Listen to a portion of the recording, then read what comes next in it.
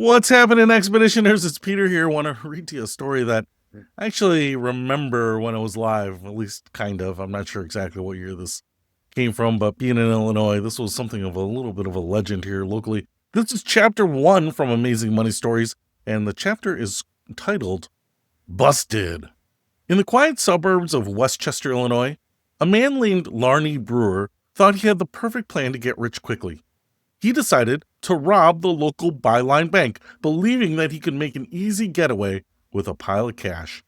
On a Monday afternoon, Brewer strolled into the bank like any other customer. However, instead of making a deposit or withdrawal, he handed the teller a handwritten note. The message was clear.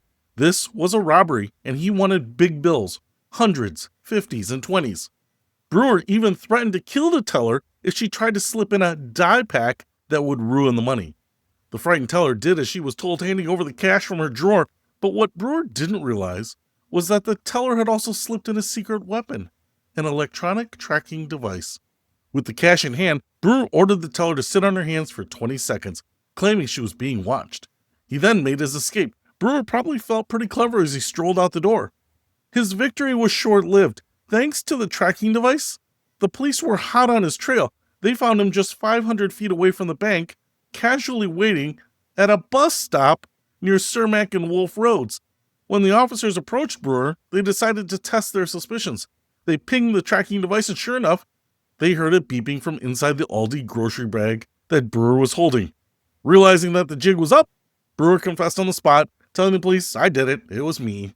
A search of Brewer's belongings revealed $710 in cash, the tracking device, and purple disposable gloves that matched those seen in the bank's securities footage.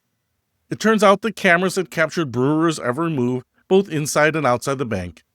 In the end, Brewer's perfect crime was anything but.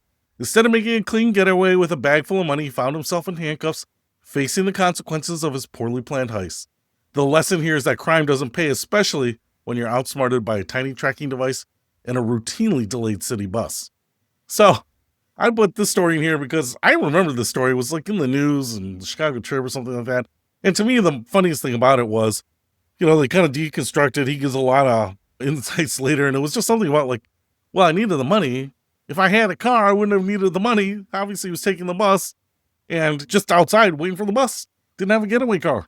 Yeah, so I guess when you're that desperate, maybe you don't have the deep resources like in Ocean's 11 to go at it with like a well-funded apparatus and plan or something. So anyway, in some ways, I feel bad for the guy. Kind of reminds me of another story I heard when a guy went into a bank, robbed the bank so that he could get arrested, so that he could just go back to jail and get 3 squares a day and just live life without any responsibility. So sometimes life is tough. Almost always life is tough. And sometimes it sucks. And sometimes you just get driven to those points of desperation. But I just remember this one. Don't take the bus, or at least walk on, man, walk on. All right, that's it. Hopefully that was entertaining for you. I'll see you later.